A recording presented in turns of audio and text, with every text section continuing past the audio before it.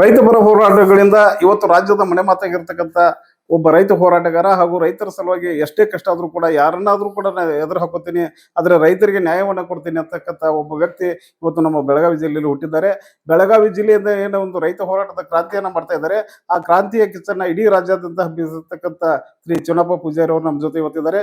ಏನು ಉದ್ದೇಶ ಅಂತಂದ್ರೆ ಇವತ್ತೇನು ಹುಕ್ಕೇರಿಯಲ್ಲಿ ಸಮಗ್ರ ನೀರಾವರಿ ಆಗ್ಬೇಕು ಅಂತೇಳಿ ಏನೊಂದು ಧರಣಿ ಸತ್ಯಾಗ್ರಹ ಅಥವಾ ಹೋರಾಟ ನಡೀತಾ ಇದೆ. ಅದರ ಮುಂಚೂಣಿ ನಾಯಕತ್ವವನ್ನು ಚನ್ನಪ್ಪ ಪೂಜಾರಿ ಅವರು ಹೊಂದಿದ್ದಾರೆ. ಈಗ ನಮ್ಮೊಂದಿಗೆ ರೈತ ಸಂಘದ ರಾಜ್ಯಾಧ್ಯಕ್ಷರಾದಂಥ ಚುನ್ನಪ್ಪ ಪೂಜಾ ಅವರು ಇದ್ದಾರೆ. ಅವ್ರನ್ನ ಒಂದೆರಡು ಮಾತು ಮಾತಾಡ್ಸೋಣ. ಸರ್ ನಮಸ್ಕಾರ. ನಮಸ್ಕಾರ. ಏನು ಹುಕ್ಕೇರಿ ತಾಲೂಕಿನಲ್ಲಿ ಸಮಗ್ರ ನೀರಾವರಿ ಆಗಬೇಕು ಅಂತಕ್ಕಂಥ ಒಂದು ಇಚ್ಛಾಶಕ್ತಿಯನ್ನು ಇಟ್ಕೊಂಡು ಏನು ಹೋರಾಟವನ್ನ ಮಾಡ್ತಾ ಇದ್ದೀರಿ, ಈ ಹೋರಾಟದ ರೂಪುರೇಷೆಗಳೇನು? ಈಗಾಗಲೇ ಸುಮಾರು 3ನೇ ದಿನಕ್ಕೆ ಇವತ್ತು ಹೋರಾಟ ಪ್ರಾರಂಭ ಆಗಿರ್ತಕ್ಕಂಥದ್ದು. ಬೇಜಾರಂದ್ರೆ ಹೋರಾಟ ಮಾಡೋ ಅವಶ್ಯಕತೆ ಇರಲಿಲ್ಲ. ಯಾಕಪ್ಪ ಅಂತಂದ್ರ ಸುಮಾರು 55 ವರ್ಷ ಆಯ್ತು. ಇವತ್ತ ಉಮೇಶ್ ಕತ್ತಿಯವ್ರು ಇರ್ಬೋದು, ಅವ್ರ ತಂದೆಯವ್ರು ಇರ್ಬೋದು, ಈ ನಿಖಿಲ್ ಕತ್ತಿಯವ್ರು ಇರ್ಬೋದು, ಅವರ ಮೋಸದಿಂದ ಇವತ್ತು ಹೋರಾಟ ಮಾಡ್ತಾ ಇದ್ದೀವಿ. ಯಾಕಂದ್ರೆ ಬಹಳ ವಂಚನೆ ಮಾಡ್ಯಾರ ಅವ್ರು ಈ ಭಾಗದ ರೈತರಿಗೆ. ಡ್ಯಾಮ 2 ಡ್ಯಾಮ್ ಇಲ್ಲಿ, ಒಂದು ಶಿರೂರು ಡ್ಯಾಮ, ಒಂದು ಇಡಕಲ್ ಜಲಾಶಯ, 3-4 ನದಿಗಳಿತ್ತು. ಇವತ್ತು ಸಂಕೇಶ್ವರದಲ್ಲಿ ಭಾಗದಲ್ಲಿ ಕುಡಿಯಾಕ ನೀರಿಲ್ಲ, ಈ ಕಡೆ ಅಮ್ಮಣಿಗೆ ಕುಡಿಯಾಕ ನೀರಿಲ್ಲ. ಬಹಳಷ್ಟು ಸುಮಾರು 60 ಹಳ್ಳಿಗಳಿಗೆ ನೀರಾವರಿ ಇಲ್ಲ ಈ ತಾಲೂಕದಾಗತ್ತಂದ್ರ ಬಹಳ ಇದು ರೈತರ ಮೇಲೆ ದ್ರೋಹ ಮಾಡಿರ್ತಕ್ಕಂಥದ್ದು ದೊಡ್ಡ ಪ್ರಮಾಣದಾಗ. ಎಷ್ಟು ಪ್ರಮಾಣದಾಗ ಅಂದ್ರ ಮೂಲ ಇಲ್ದ ಸಾಧ್ಯತೆ. ಉಮೇಶ್ ಕತ್ತಿ ಅವ್ರು 2 ಸಲ ಮಂತ್ರಿ ಆದ್ರು, 6 ಮಂತ್ರಿ ಆಗಿರು, ಯಾವ ಮಂತ್ರಿ ಆಗ್ಲಿ ಬರೀ ವರ್ಷ ಒಂದೊಂದು 100 ಕೋಟಿ ರೂಪಾಯಿ ತೆಗೆದ್ರೆ 5,000 ಕೋಟಿ ನೀರಾವರಿ ಮಾಡಬಹುದಾಗಿತ್ತು. ಪ್ರತಿಯೊಂದು ಮನಿ ಪ್ರತಿಯೊಂದು ಹೊಲ ನೀರಾವರಿ ಮಾಡಬಹುದಾಗಿತ್ತು. ಆದ್ರೂ ಅವರಿಗೆ ಈ ಜನರಿಗೆ ಕಾಣೇ ಇಲ್ಲ. ಈ ಜನರ ಕಷ್ಟ ಸುಖ ನೋವು ಯಾವುದೂ ಕಾಣಿಲ್ಲ. ಅವರೆಲ್ಲ ನಾವೊಂದು ತರ ಶ್ರೀಮಂತಿ ಗೌರವದಾಗ ಹೋಗ್ಬಿಟ್ರ. ಅದೇ ಇವತ್ತು ಶಾಪ. ನಾವೆಲ್ಲ ಕೂಡ ಬೀದಿ ಒಳಗ್ ಕೂತ 3ನೇ ದಿನ ಹೋರಾಟ ಮಾಡತ್ತು. ಅಂದ್ರೆ ಇವತ್ತು ನಿಮ್ಮ ಪ್ರಕಾರ ಹುಕ್ಕೇರಿ ಕ್ಷೇತ್ರ ನೀರಾವರಿಯಲ್ಲಿ ಹಿಂದುಳಿದಿದೆ ಅನ್ನೋದಕ್ಕೆ ಮುಖ್ಯ ಕಾರಣ ಕತ್ತಿ ಕುಟುಂಬ. ಮೊದಲನೇ ಆರೋಪಿಗಳು ಅವರೇ ಎಲ್ಲರೂ. ಆ ಕುಟುಂಬನ ಇವತ್ತು ನೀರಾವರಿ ಆಗದೆ ಇರ್ತಕ್ಕಂಥದಕ್ಕೆ ಕಾರಣ ಅವರೇ. ಇವತ್ತು ಈ ಜನ ಜಾಗೃತ ಆಗಿ 3 ದಿವಸ ಬೀದಿ ಒಳಗ್ ಕುಂಡ್ಲಿಕ್ಕೆ ಕಾರಣ ಕೂಡ ಉಮೇಶ್ ಕತ್ತಿ ಕುಟುಂಬ. ಈಗಾದ್ರೂ ಕೂಡ ಉಮೇಶ್ ಕತ್ತಿ ಅವರು ನಿಖಿಲ್ ಕತ್ತಿ ಅವರು ಇದ್ರಿ, ರಮೇಶ್ ಕತ್ತಿ ಅವರು ಇದ್ರಿ, ತಾವ ಇಲ್ಲಿ ಬೀದಿ ಒಳಗ್ ಕುಣಿಸಿ ನೀವೇನಾರು 1 ನಿಮಿಷ ಬೇರೆ ಯೋಚನೆ ಮಾಡ್ರೆ ನಿಮ್ಮ ಮತದಾನ ದೇವರುಗಳು ನಿಮ್ಮ ಹಣಿಬಾರನ್ನ ಬದಲಾಯಿಸ್ತಕ್ಕಂಥ ತೀರ್ಮಾನಕ್ಕೆ ಕೂಡ ಬಂದಿರತಕ್ಕಂಥದ್ದಾಗಿದೆ. ಅದಕ್ಕಾಗಿ ತಾವ್ ರಾಜ್ಯದ ಮುಖ್ಯಮಂತ್ರಿ ಕಾಲ್ ಬಿಡ್ರಿ, DK ಶಿವಕುಮಾರ್ ಕಾಲ್ ಬಿಡ್ರಿ, ಯಾರ ಸರ್ಕಾರ ಕಾಲ್ ಬೀಳ್ತಿರೋ ಗೊತ್ತಿಲ್ಲ. ನಿಮಗೇನು ಸುಮಾರು 2,500 ಕೋಟಿ ರೂಪಾಯಿ ಮಲ್ಲಿಕಾರ್ಜುನ ಏತ್ ನೀರಾವರಿ ಇರ್ಬೋದು, ಹಲವಾರು ಕೊಟ್ಟಭಾಗಿ ಇರಲಿ, ಬೇರೆ ಬೇರೆ ಏತ್ ನೀರಾವರಿ 10 ಯೋಜನೆಗಳು ಅದಾವು. ಆ ನೀರಾವರಿ ಕಡೆ ಗಂಭೀರವಾಗಿ ಲಕ್ಷ್ಯ ಕೊಟ್ಟು ತಕ್ಷಣ ಇವತ್ತ ತಮ್ಮದೇನು ಶ್ರಮ ಅನ್ನುವಂಥದ್ದು ಈ ಸಮಾಜಕ್ಕೆ ತೋರಿಸುವಂತ ಕೆಲಸ. 5 ವರ್ಷದಿಂದ ಏನು ತಮ್ಮ ಕುಟುಂಬ ರಾಜಕಾರಣ ಬಂದೈತಿ, ಆ ವರ್ಚಸ್ಸನ್ನ ನನ್ನ ರೈತ ದೇವರುಗಳು ನೀರಾವರಿ ಮಾಡಿಸ್ಕೊಟ್ರ ನೀವು ಉಮೇಶ್ ಕತ್ತಿ ಮತ್ತು ಕತ್ತಿ ಕುಟುಂಬಕ್ಕೆ ಗೌರವ, ಇಲ್ಲಾಂದ್ರೆ 0 ನನ್ನ ಲೆಕ್ಕದ, ಸಂಪೂರ್ಣ 0. ಅಂದ್ರೆ ಇಲ್ಲಿ ಒಂದು ಮಾತೇನು ಕೇಳಿ ಬರ್ತಾ ಇದೆ, ಅಧಿಕಾರದಲ್ಲಿ ಇದ್ದಂಥವ್ರು ಕತ್ತಿ ಕುಟುಂಬದವರು ನೀರಾವರಿ ಆಗಿಲ್ಲ, ಅಭಿವೃದ್ಧಿ ಆಗಿಲ್ಲ ಅನ್ನೋದಕ್ಕೂ ಕೂಡ ಅವರೇ ಪ್ರಮುಖ ಕಾರಣ. ಯಾರ ವಿರುದ್ಧ ತಾವು ಹೋರಾಟವನ್ನ ಮಾಡ್ತಾ ಇದ್ದೀರಿ, ಆ ಹೋರಾಟದಲ್ಲಿ ಅವರೇ ಬಂದು ಭಾಗವಹಿಸ್ತಾ ಇದ್ದಾರೆ. ಇದ್ರ ಬಗ್ಗೆ ತಾವು ಏನ್ ಹೇಳ್ತೀರಿ? ಅವರ ಭಾಗವಹಿಸಿದಾರೆ. ನಾವು ಭಾಗವಹಿಸಿದಾಗ ಕೂಡ ಕರೆಸಿ ಕುಣಿಸ್ಬೇಕಾದದ್ದು ಗೌರವ. ಯಾಕಂದ್ರೆ ಬರ್ಲಿಲ್ಲ ಅಂದ್ರೆ ನಮಗೇನು ಕೊಳಮಿಲ್ಲ. ಅವರ ಹೋರಾಟ ಮಾಡ್ಬೇಕಾಗಿತ್ತು. ನಮ್ಮ ಅಣ್ಣಿಂತ್ರ ಸ್ಟೇಟ್ಮೆಂಟ್ ಕೂಡ ಫಸ್ಟ್ನೇ ದಿನ ಬಂದ್ರ ನೀವು ಹೋರಾಟ ಮಾಡ್ರಿ, ನಿಮ್ ಕಾರ್ಯಕರ್ತನ ಕರ್ಕೊಂಡು 1,000 ಮಂದಿ ಸುವರ್ಣ ಸೌಧ ಮಂದಿ ಕೂಡ ರೈತ ದೇವರುಗಳಿಗೆ ಅನ್ನ ಆಗ್ಲಿ ಅಂತೇಳಿ, ನೀರಾವರಿ ಆಗ್ಲಿ ಅಂತೇಳಿ ಅವ್ರು ಇಲ್ಲೇ ಬಂದು ಕೂತು ಕೂಡ ನಿನ್ನೆ ನಮ್ಮ ಕೈಲಿ ಎಲ್ಲಾ ಕಡೆ ನಿಮ್ ಮುಖಂಡರ ಕೈಲಿ ಬೇಸ್ಕೊಂಡ್ ಹೋಗಿರ್ತಕ್ಕಂಥದ್ದಾಗಿತ್ತು. ಈಗ ಕೂಡ ಬೆಂಗಳೂರಿಗೆ ಹೋಗಿ ಅಲ್ಲಿ ಟೈಮ್ ಪಾಸ್ ಮಾಡಿರಪ್ಪ ಅಂದ್ರೆ ನಿಮ್ಮ ಬದುಕನ್ನ ಟೈಮ್ ಪಾಸ್ ಮಾಡ್ತಕ್ಕಂಥದ್ದು ಹುಕ್ಕೇರಿ ತಾಲೂಕು ರೈತ ರೆಡಿ ಆಗ್ಯಾರು. ಅದಕ್ಕಾಗಿ ನಾನು ಇನ್ನೊಂದೇನ ಹೇಳಕ್ ಇಚ್ಛಾ ಪಡ್ತೀನಪ್ಪ ಅಂದ್ರ, ಕತ್ತಿ ಕುಟುಂಬ ಫಸ್ಟ್ ನಂಬರ್ ಆರೋಪಿ. ನಾವ್ ಎಲ್ಲಿ ಬೇಕಾದಲ್ಲಿ ಹೇಳ್ತು, ಅವ್ರು ಮೋಸ ಮಾಡೋದಕ್ಕಾಗಿ ನಾವು ಬೀದಿ ಒಳಗೆ ಕೂತು. ಈಗ ವಿಶೇಷವಾಗಿ ನಮ್ಮ ಜಿಲ್ಲಾ ಉಸ್ತುವಾರಿ ಸತೀಶ್ ಜಾರಕಿಹೊಳಿ ಅವರು ತಾವು ಕೂಡ ತಮ್ಮ ಕ್ಷೇತ್ರದಾಗ ಕೂಡ ಕೆಲವು ನೀರಾವರಿಗಳು ಆಗ್ಬೇಕಾಗ್ಯಾವ, ಇಲ್ಲ ಅಂತ ಹೇಳಿಲ್ಲ. ಸುಮಾರು 400-500 ಕೋಟಿ ರೂಪಾಯಿ ನೀರಾವರಿ ಹೊಸದಾಗಿ ಆಗ್ಬೇಕಾಗ್ಯಾವು. ಕೆಲವು ಹಿಂದುಳಿದವು, ಕೆಲವು ಜೀವಗಳು ಆಗಿದಾವು.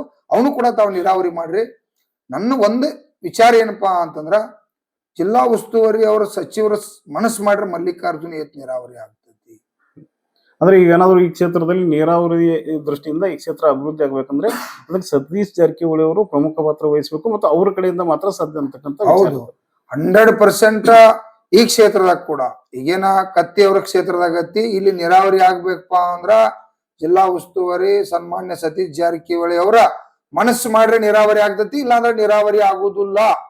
ಯಾಕಂತಂದ್ರ ಇಡೀ ಅವ್ರದಲ್ಲಿ ಇರ್ತಕ್ಕಂಥ ಒಂದು ತಾಕತ್ ಐತಿ. ನಾನು ಸತೀಶ್ ಜಾರಕಿಹೊಳಿ ಅವರ ಸಾಹೇಬ್ರಲ್ಲಿ ವಿನಂತಿ ಮಾಡ್ಕೋತೀವಿ, ತಾವು ಕೈ ಮುಗಿದು ಹುಕ್ಕೇರಿ ತಾಲೂಕ್ ಪರವಾಗಿ ಕೈ ಮುಗಿತೀವಿ. ಇಲ್ಲಿ ರಾಜಕಾರಣ ನೋಡ್ಬೇಡ್ರಿ, ನನ್ ರೈತ ದೇವ್ರುಗಳು ನೋಡ್ರಿ, ಪಾಪ ಅನಾಥಗ್ಯಾರು, 55 ವರ್ಷದಿಂದ ಅನಾಥಗ್ಯಾರ. ತಾವ ಇಲ್ಲಿ ಬಂದು ನೀರಾವರಿ ಮಾಡಿ ಯಶಸ್ವಿ ಮಾಡ್ರಿ. ಈ ದೇವ್ರುಗಳು ನಿಮ್ಮನ್ನ ಎಂದೂ ಮರಿದಿಲ್ಲ, ಪ್ರೀತಿ ಮಾಡ್ತಾರೋ, ಕಾಳಜಿ ಮಾಡ್ತಾರೋ. ಈಗಲಾದ್ರೂ ಕೂಡ ತಾವು ಎಲ್ಲಿದ್ರು ಕೂಡ ಹೋರಾಟದಲ್ಲಿ ಬಂದು ಭಾಗವಹಿಸ್ರಿ. ನಮಗೆ ನೀರಾವರಿ ಮಾಡ್ತು ಅಂತ ಭರವಸೆ ಕೊಡ್ರಿ, ನೀವು ಮಾತು ಕೊಟ್ರೆ ಮಾಡ್ತೀರಿ ಅಂತ ನಮಗೆ ವಿಶ್ವಾಸ ಐತಿ. ಯಾಕಂದ್ರ ನೀವೆಲ್ಲ ಒಂದು ದೊಡ್ಡ ಪ್ರಭಾವ ರಾಜಕಾರಣಿ ಇದ್ರಿ, ಅನುಭವ ರಾಜಕಾರಣ ಇದ್ರಿ, ಕಷ್ಟದಿಂದ ಇವತ್ತ ಮೇಲ್ಮಟ್ಟಕ್ಕೆ ಬಂದವ್ರದ್ರಿ. ನಮಗೆಲ್ಲ ಕೂಡ ವಿಶ್ವಾಸ ಐತಿ. ಅದಕ್ಕ ದಯವಿಟ್ಟು ಇದ್ರೊಳಗೆ ರಾಜಕಾರಣ ಮಾಡಬೇಡ್ರಿ. ಈ ರೈತ ದೇವರುಗಳು ನಿಮ್ಮನ್ನ ಕಾಯತಾರ 3 ದಿನದಿಂದ. ಇವತ್ತಾದ್ರೂ ಕೂಡ ತಾವ ಹೆಲಿಕಾಪ್ಟರ್ ಅನುಕೂಲತಿ, ವಾಹನ ಅನುಕೂಲತಿ, ಎಲ್ಲಾ ರೀತಿಯಿಂದ ಅನುಕೂಲತಿ. ತಾವು ಬಂದ ನನ್ನ ಹುಕ್ಕೇರಿ ತಾಲೂಕ ರೈತ ದೇವರುಗಳನ್ನ ತಮ್ಮ ಮತಕ್ಷೇತ್ರ ಇರಲಿ ಇದಿರ್ಲಿ ನೀರಾವರಿ ಮಾಡಿ ಕೊಡ್ತು ಅಂತಂದ್ರ ಇವತ್ತು ನಿಟ್ಟುಸಿರು ಬಿಡ್ತಾರ. ಒಳಗೆ ಸಂಕಟ ಆಗತೈತಿ. ಯಾಕಂದ್ರೆ ತಿಂಗಳಿಗೊಮ್ಮೆ ಕುಡಿಯಾಕ ನೀರ್ ಬರತಾವ. ಈ ಸಂಕೇಶ್ವರ ಭಾಗದಾಗ ಇರ್ತಕ್ಕಂಥ ರೈತರು ತಿಂಗಳಿಗೊಮ್ಮೆ ಕುಡಿಯಾಕ ನೀರ್ ಬರ್ತಾವ. 5 ಕಿಲೋಮೀಟರ್ದಾಗ ಕೆರಿ. ಏನಿ ದುರ್ದೈವ. ದಯವಿಟ್ಟ ಈ ಕತ್ತಿ ಕುಟುಂಬ ಮೇಲ ನೀವ ಮಾಡಿರ್ತಕ್ಕಂಥ ಅನ್ಯಾಯ ನಾವ ಇವತ್ತೈತಿ ಸಮಾಜದಾಗ. ಕತ್ತಿ ಕುಟುಂಬದಿಂದ ಇವತ್ತು ನಾವೆಲ್ಲ ಬೀದಿಗೆ ಬಂದು ಹುಕ್ಕೇರಿ ತಾಲೂಕು 60 ಹಳ್ಳಿಗಳು ಇವತ್ತು ನೀರಾವರಿ ಬೀದಿಗೆ ಬಂದಿರ್ತಕ್ಕಂಥದಕ್ಕ ಹುಕ್ಕೇರಿಯಲ್ಲಿರ್ತಕ್ಕಂಥ ಏನ ಕತ್ತಿ ಕುಟುಂಬ 55 ವರ್ಷ ರಾಜಕಾರಣ ಮಾಡ್ಯಾರು, ನಮ್ಮನ್ನ ರೈತರನ್ನೆಲ್ಲ ಕೊಂದರು ಅಂತೇಳಿ ಆರೋಪ ಮಾಡಂತ. ಈಗ ಅಕಸ್ಮಾತ್ ಜಿಲ್ಲಾ ಉಸ್ತುವಾರಿ ಮಂತ್ರಿ ಸತೀಶ್ ಜಾರಕಿಹೊಳಿ ಅವರು ಏನ್ ತಾವು ಧರಣಿ ಸತ್ಯಾಗ್ರಹ ಮಾಡ್ತಾ ಇದ್ರೆ ಈ ವೇದಿಕೆಗೆ ಬಂದು ಮುಂದಿನ ದಿನಗಳಲ್ಲಿ ನಾನು ನೀರಾವರಿಗೆ ಆದ್ಯತೆಯನ್ನು ಕೊಡ್ತೀನಿ, ನೀರಾವರಿ ನಾನೇ ಮುಂದೆ ನಿಂತು ಹುಕ್ಕೇರಿ ತಾಲೂಕದಲ್ಲಿ ಜಾರಿಗೆ ತರ್ತೇನೆ ಅಂತ ಹೇಳಿದ್ರೆ ತಾವು ಏನಂತ ಹೋರಾಟ ಹಿಂಪಡಿತೀರಾ ಅಥವಾ 100% ಹಿಂಪಡಿತೀವಿ.